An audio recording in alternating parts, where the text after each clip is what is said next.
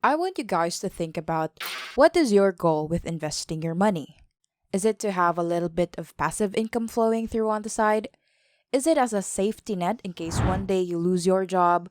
Or is it like mine, to have your dividends stowed, replacing your full time income?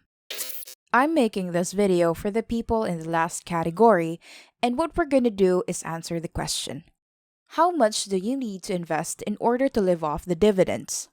So, the very first thing you need to decide is how much money do you need coming each year to live off? You see, some people like myself and Graham Stephen, we don't need that much money to live off. We enjoy the simple things, and we're not about buying the latest shoes or getting regular Starbucks every day. Other people, they just love spending money.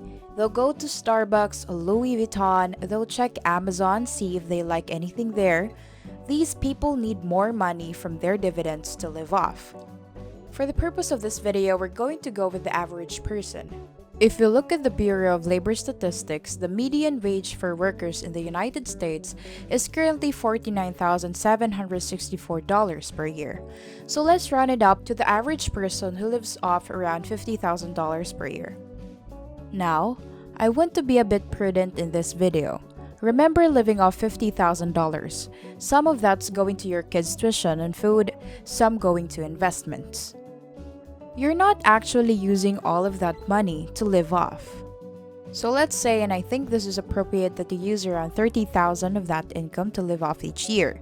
So we need $30,000 in your dividends to replace that income in order for us to be fully financially free. So what's our goal? How much do we need invested in order to get $30,000 in dividends each year? The first thing that you need to decide is dividend investing strategy.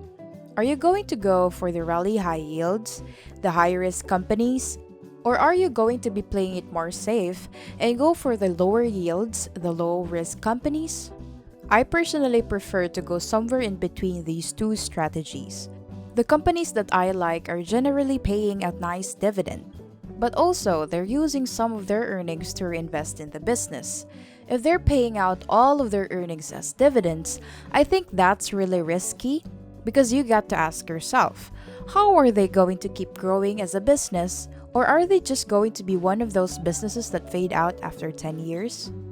I personally want to buy businesses that last a lifetime. For example, Warren Buffett's Coca-Cola. Buffett first started buying shares in Coca-Cola back in 1988, and this was a company that just had a strong business model behind it. Customers loved their products. So Buffett bore big into Coke. By 1989, he had purchased 23.35 million shares worth $1.8 billion. And we all know the story. He's profited $19.4 billion in terms of the share price increases. Plus, he's received $8 billion in terms of dividends. For me, it's a great example between paying dividends and growing the company. So let's get back to our investment strategy.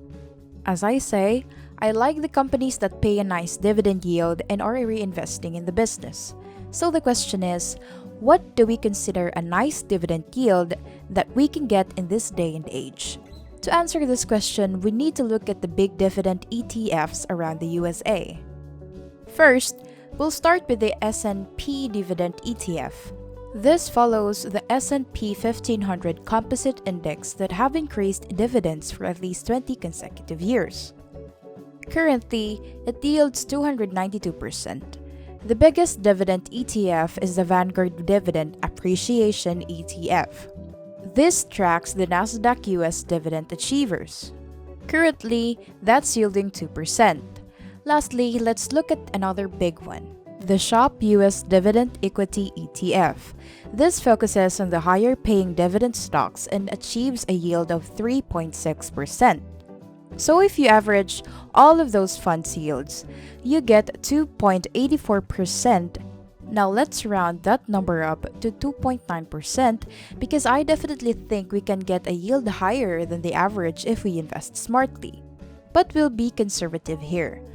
Let's say we are average investors and we achieve a dividend yield that's long-term around the average.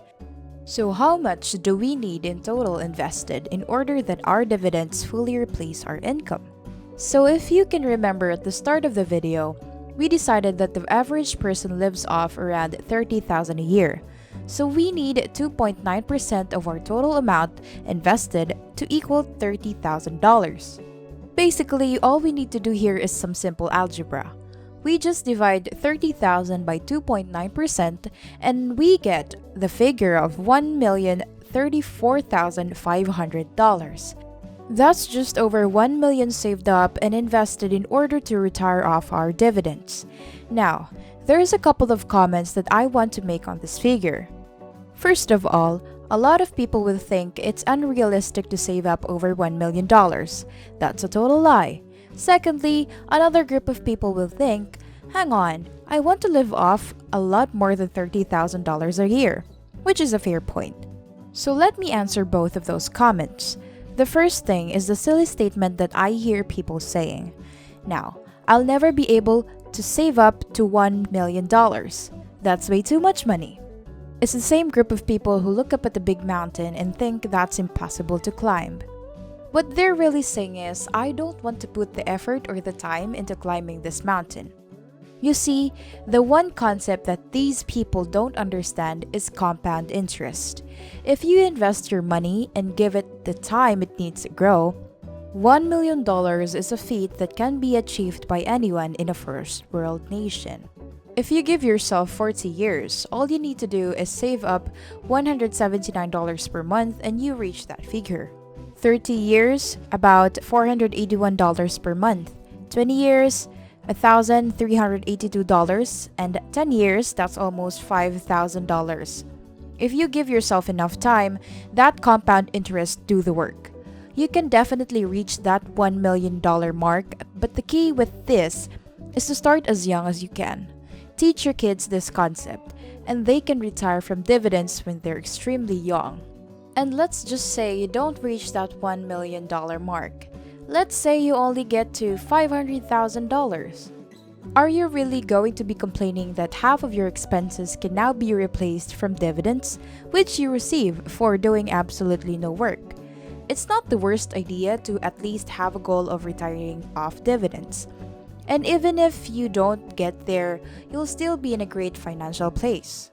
But that brings me to the group of people who say I want more than the $30,000 a month to live off. That's a really fair point. But my answer to that is, well, you're just going to have to save more.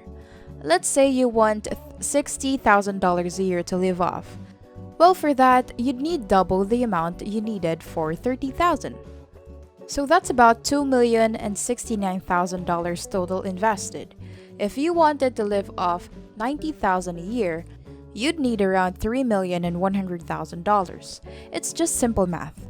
So now, depending on your different expense needs, you know the figure of the total amount invested you need to achieve these goals. The next logical question you should be asking is, how do you build up a strong dividend portfolio? The first thing I'll say to you is that ETFs are a great way to start. For those who don't know, ETFs are a collection of stocks that you can buy in essentially one single package. So let's say you buy an ETF like the S&P Dividend ETF, ticker symbol SDY. You now own a bunch of high-quality dividend-paying companies in the S&P 1500. Your yield will be 2.9%, but some of you rightfully will want to pick your own dividend stocks. Build up your own portfolio. That's a fine way of investing. The number one thing that I would say to that is make sure your knowledge in investing is strong before you start picking individual stocks. You don't want to be playing poker and not know the rules of poker. You'll end up losing, and it's the same with investing. Once you build up a strong grand game to the basics of investing, then it is time to dip your feet and maybe start with stocks similar to Warren Buffett like Coca-Cola, which has a strong history of paying dividends and has a great business model, or something like Johnson & Johnson. A great stock with a well-diversified source of revenue streams and just generally a good company. And once you start getting your feet wet, build from there and grow your portfolio.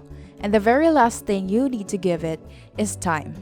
Continue adding, continue building your portfolio, and over time, you'll look back, you own a bunch of great stocks, and hopefully, you'll be able to retire from those dividends.